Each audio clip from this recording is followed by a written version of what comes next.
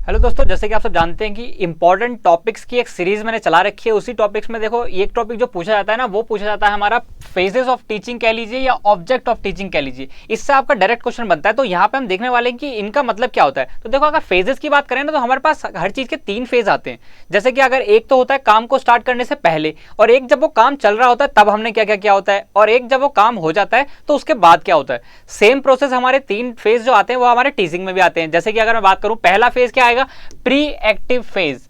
ठीक है ना। प्री एक्टिव फेज वो आता है जो टास्क परफॉर्म्ड बाय टीचर, याद रखिएगा, task performed by teacher before entering the class, मतलब क्लास एंटर करने से पहले, इस क्लास को लेने से पहले मैंने क्या क्या किया होगा, वो मेरे प्री एक्टिव फेज में आएगा। जैसे कि अगर बात करें क्या है कि मैंने सिलेबस देखा होगा कि क्या सिलेबस आता है। टीचिंग एप्टीट्यूड में फेजेस आते भी हैं कि नहीं आते हैं, ऑब्जेक्टिव पूछे जाते भी है कि नहीं पूछे जाते हैं। करिकुलम देखा होगा कि क्या आपका सिलेबस किस टाइप पे पैटर्न पे बेस्ड है, क्या आपके लिए क्लास इंपॉर्टेंट है, क्या ये मैं फालतू में क्लास बना रहा हूं या आपके इससे क्वेश्चंस बनते हैं, पीवाईक्यूज आते हैं। तो यही होता है। दूसरा, फॉर्मुलेशन ऑफ गोल्स। फिर मैं इसमें ये बना के आया हूँ कि आपको आज की क्लास में क्या समझाना है, कि मुझे आपको ये 3 पॉइंट ऐसे समझाने कि इससे अगर क्वेश्चन आए तो आप बिल्कुल सीधा क्वेश्चन कर सके। जैसा अगर आपसे पूछा जाए कि करिकुलम किस फेज में आता है, तो आप सीधा आंसर कर सके प्री एक्टिव फेज में आता है। ये मेरा इस क्लास का गोल है, या मेरा गोल कह लीजिए कि एक क्लास का इस गोल का क्या है कि यहां से कोई भी टॉपिक आपका बाहर ना जाए। इस पूरी क्लास को मैं बना रहा हूं, ये सीरीज को बना रहा हूं, इसमें क्या होना चाहिए कि आपका जो भी क्वेश्चन आए आप यहां पे कर पाए, आपको कुछ नया सीखने मिले। तो ये मेरे गोल्स हैं। तो ये मैं क्लास से पहले बना के आया हूं,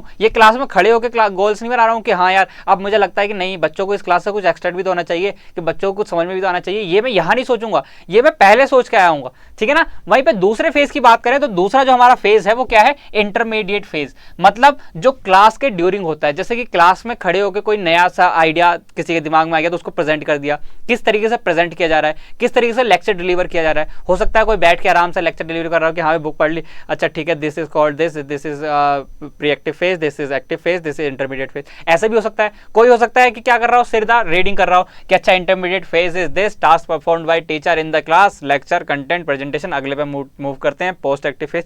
कुछ भी हो सकती है अपनी।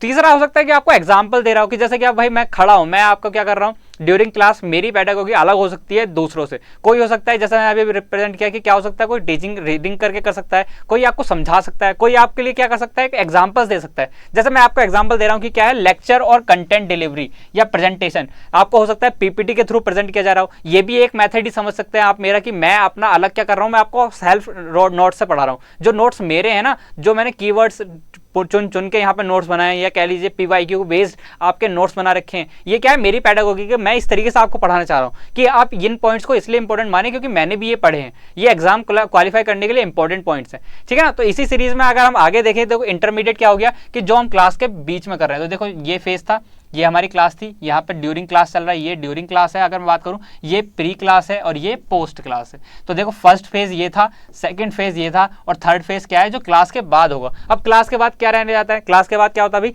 पोस्ट एक्टिव फेज, मतलब कि टास्क आफ्टर क्लास। मतलब जो मैं इस क्लास के बाद करूंगा। अब मैं इस क्लास के बाद क्या एनालाइज करूंगा, मैं एनालाइज करूंगा कि क्या जो मैंने पढ़ा है वो आप पढ़ चुके हैं। इसके लिए क्या करना पड़ेगा, मुझे टेस्ट लेना पड़ेगा, इवेल्युएट करना पड़ेगा ना आपको, कि आपका टेस्ट लेना पड़ेगा कि हाँ भाई अगली क्लास में क्या करूंगा, सीधे इनसे क्वेश्चन पूछूंगा कि अगर मैं सिलेबस को कहीं रखूं तो सिलेबस कौन से फेज में आएगा। तो आप बोलेंगे कि पोस्ट एक्टिव फेज में आएगा, तो मैं कहूंगा कि आप लोग गलत हो, सिलेबस आता है किसमें, प्री एक्टिव में। तो इस तरीके से क्या होगा, मैं आपका इवेल्यूएशन करूंगा। तो यहाँ पे आता है इवेल्यूएशन ऑफ टीचिंग, मतलब कि जो भी पढ़ाया जा रहा है ना उसका इवेल्यूएशन करना कि क्या वो सही पढ़ा है, क्या उसका कुछ आउटपुट आया है। इस तरीके से हमारा क्या होता है, पोस्ट एक्टिव फेज होता है। तो इसमें क्या क्या आता है, देखो इसमें एग्जाम आता है, क्विज आता है, टेस्ट आता है, या फीडबैक भी इसमें ही आता है। जैसे अगर आप लोग मुझे फीडबैक दें, कमेंट्स में कुछ लिखे कि हाँ मुझे ये टॉपिक समझ में आया है, या मुझे इस तरीके की और वीडियोस चाहिए, या मुझे इस टॉपिक पे पर्टिकुलरली जल्दी वीडियो चाहिए, तो ये कहाँ आएगा, ये फीडबैक में आएगा। ये किसके बाद आएगा, ये भाई टीचिंग के बाद ही तो आएगा। मेरी टीचिंग करने से पहले तुम थोड़ा बता दोगे कि सर आपने ये गंदा पढ़ाया है, या आपने गलत पढ़ा है, आपने इसमें ईयर नहीं बताया।